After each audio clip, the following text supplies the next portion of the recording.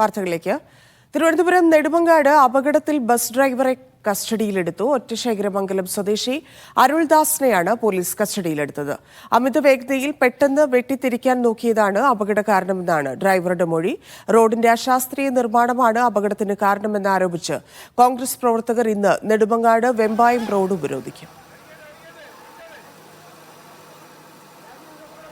സ്വാന്തന സജു തയ്യാറാക്കിയ റിപ്പോർട്ട്.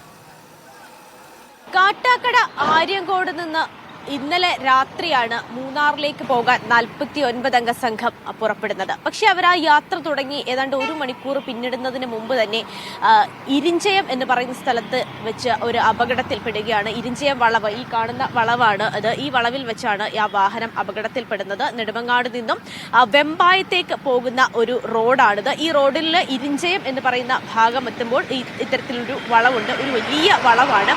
ഈ വളവിലെത്തിയപ്പോഴാണ് വാഹനം ഇന്നലെ അപകടത്തിൽപ്പെട്ടത്. ഈ ഒരു അപകടത്തിൽ ഏതാണ്ട് 42 പേർക്ക് പരിക്കേൽക്കുകയും ഒരാൾ മരണപ്പെടുകയും ചെയ്തിട്ടുണ്ട്. അത് മാത്രവുമല്ല, ഈ വാഹനത്തിലുണ്ടായിരുന്ന ഒട്ടുമിക്ക ഡ്രൈവറും ക്ലീനറും അടക്കം എല്ലാവർക്കും തന്നെ പരിക്കേൽക്കുകയും ചെയ്തിട്ടുണ്ട്. 42 പേരാണ് ഇതുമായി ബന്ധപ്പെട്ട ഇപ്പോൾ ചികിത്സയിൽ കഴിയുന്നത്. കാട്ടാക്കട സ്വദേശിനിയായ ഭാസിനി എന്ന് പറയുന്ന 60-കാരി ഈ ഒരു അപകടത്തിൽ മരിക്കുകയും ചെയ്തിട്ടുണ്ട്. ഇനി ഈ അപകടം നടന്നതിനെ നോക്കുകയാണെങ്കിൽ ഈ വാഹനം ഈ നെടുമങ്ങാട് ഭാഗത്തു നിന്ന് ഇങ്ങോട്ടേക്ക് വന്ന് ഈ വളവ് തിരിയാൻ വേണ്ടി വരുന്ന സമയത്ത് വാഹനം വളരെ വലിയ സ്പീഡിലാണ് വന്നിരുന്നത്. പക്ഷെ മറുവശത്തു നിന്ന്, അതായത് വെമ്പായത്ത് നിന്ന് നെടുമങ്ങാട്ടേക്ക് പോകുവാൻ വേണ്ടി മറ്റൊരു വാഹനവും വരുന്നു. ആ വാഹനത്തിന് സൈഡ് കൊടുക്കുന്നതിന്റെ ഭാഗമായി ഈ ബസ് ബ്രേക്ക് പിടിക്കുകയും അപ്പോൾ ഈ ഒരു നമുക്ക് കാണാം, ഈ വളവ് വളഞ്ഞു വന്ന ആ ബസ് വളയുന്നില്ല, പകരം അവിടെ നിന്ന് വന്ന് നേരെ ഈ ഫുട്പാത്തിലേക്ക് ഇങ്ങനെ ഇടിച്ച് കയറുകയാണ് ചെയ്യുന്നത്. നമുക്ക് ഈ ദൃശ്യങ്ങൾ കണ്ടാൽ വ്യക്തമാകും. ഈ ഫുട്പാത്തൊക്കെ തന്നെയും പൂർണ്ണമായും തകർന്ന നിലയിലാണുള്ളത്. ഈ ഫുട്പാത്തിലേക്ക് ഇടിച്ച് കയറിയ ശേഷം വാഹനം ഇടത് സൈഡിലേക്ക് മറിയുകയാണ് ചെയ്തത്. നമ്മൾ ഇന്നലെ വരുമ്പോൾ ഇടത് സൈഡിലേക്ക് ബസ് ചരിഞ്ഞു കിടക്കുന്ന ഒരു രീതിയിലാണ് ബസ് കിടന്നിരുന്നത്. ഈ സംഭവ സ്ഥലത്ത് വെച്ച് തന്നെ ഒരാൾ മരിക്കുകയും മറ്റുള്ള ആളുകൾക്ക് പരിക്കേൽക്കുകയും ഒക്കെ തന്നെ ചെയ്തത്. ഈ സംഭവം നടന്ന ഉടൻ തന്നെ ഇവിടെ ഉണ്ടായിരുന്ന നാട്ടുകാരായ ആളുകളൊക്കെ തന്നെയും അവരുടെ ഒരു സംയോജിതമായ ഇടപെടൽ ഇതിലുണ്ട്. അവർ എത്രയും പെട്ടെന്ന് ഈ വാഹനത്തിൽ ഉണ്ടായിരുന്ന ആളുകളെയൊക്കെ തന്നെയും പുറത്തേക്ക് എടുത്ത് ഏതാണ്ട് ഒരു അരമണിക്കൂറിനകത്ത് തന്നെ ഈ വാഹനത്തിൽ ഉണ്ടായിരുന്ന എല്ലാ ആളുകളെയും, പ്രത്യേകിച്ച് പോലീസിന്റെയും ഫയർഫോഴ്സിന്റെയും ഒക്കെ കൂടെ കൈയും മെയ്യും മറന്നു നിന്നാണ് ഈ നാട്ടുകാരെ രക്ഷാപ്രവർത്തനത്തിന് ഒക്കെ തന്നെയും ഒരു മുൻകൈ എടുത്തത്. അരമണിക്കൂർ കൊണ്ട് തന്നെ ഇവിടെ ഈ വാഹനത്തിനുള്ളിൽ ഉണ്ടായിരുന്ന എല്ലാവരെയും ഹോസ്പിറ്റലിൽ എത്തിക്കുവാൻ കഴിഞ്ഞു എന്നുള്ളതാണ്. ഈ അപകടത്തെക്കുറിച്ച് പറയുമ്പോൾ ഈ റോഡിന്റെ ഒരു അശാസ്ത്രീയമായ നിർമ്മാണമാണ് ഈ അപകടത്തിലേക്ക് എത്തിച്ചത് എന്നുള്ള ഒരു കാര്യം പല ആളുകളും പറയുന്നുണ്ട്. അപ്പോൾ ഇവിടെ പ്രദേശവാസികളായ ചില ആളുകളുണ്ട്. ഈ റോഡിന്റെ ഒരു അശാസ്ത്രീയമായ ഒരു നിർമ്മാണം തന്നെയാണോ ഈ അപകടത്തിന് കാരണമായിരുന്നത്? 100% റോഡിന്റെ നിർമ്മാണത്തിലെ അശാസ്ത്രീയത തന്നെയാണ് ഈ അപകടം ക്ഷണിച്ചു വരുത്തിയത്. വണ്ടി അമിത വേഗതയിലാണെന്ന് പറയുന്നു. പക്ഷേ നിങ്ങൾ ഓർമ്മിക്കണം, ഈ റോഡ് വളരെ തന്ത്രപ്രധാനമായ ഒരു റോഡാണ്. തിരുവനന്തപുരം ചെങ്കോട്ട സ്റ്റേറ്റ് ഹൈവേയെയും MC റോഡിനെയും ബന്ധിപ്പിക്കുന്ന 10 കിലോമീറ്റർ നീളമുള്ള ഒരുപക്ഷെ കിഴക്കൻ മേഖലയിൽ നിന്നും വടക്കൻ മേഖലയിലേക്കും പടിഞ്ഞാറ് ഭാഗത്തേക്കും പോകുന്ന ഒരു പ്രധാനപ്പെട്ട റോഡാണ്. ഈ റോഡിൻ്റെ നിർമ്മാണം തുടങ്ങിയിട്ട് ഏകദേശം 4 മാസത്തോളമായി. 4 മാസം ആയെന്ന് മാത്രമല്ല, ഈ റോഡിന്റെ നിർമ്മാണവുമായി ബന്ധപ്പെട്ട് ഈ വളവുകൾ നിവർത്തിയെടുക്കുന്നതിന് വേണ്ടിയുള്ള യാതൊരു സമീപനം ഉണ്ടായിട്ടില്ല. അത് മാത്രമല്ല, റോഡിന് 2 ഹൈറ്റ് ആണെന്ന് തോന്നുന്നു. ഇത് കരാറുകാരൻ ഉപേക്ഷിച്ചു പോയ റോഡാണ്. എന്താണ് അതിന്റെ പുറകിലുള്ളതെന്നോ കരാറുകാരനെ തിരിച്ചു കൊണ്ടുവരാനോ അല്ലെങ്കിൽ ബദൽ സംവിധാനം ഏർപ്പെടുത്താനോ 2-3 വർഷമായി ഇതുവരെ സാധിച്ചിട്ടില്ല. ഇവിടെ നിന്നൊരു 300 മീറ്റർ അപ്പുറത്ത് പോയാൽ ഒരു വലിയ കുഴിയുടെ ഭാഗത്ത് റോഡ് കുറച്ച് സ്ഥലം ടാർ ചെയ്യാതിട്ടിരിക്കുന്നു. അർദ്ധരാത്രി ഏതെങ്കിലും ഒരു വണ്ടി ആ കുഴിയിൽ വീണാൽ തെന്നി ആ കുഴിയിലേക്ക് ഇവിടെ നിന്ന് 300 മീറ്റർ പോയാൽ നിങ്ങൾക്ക് കാണാൻ സാധിക്കും.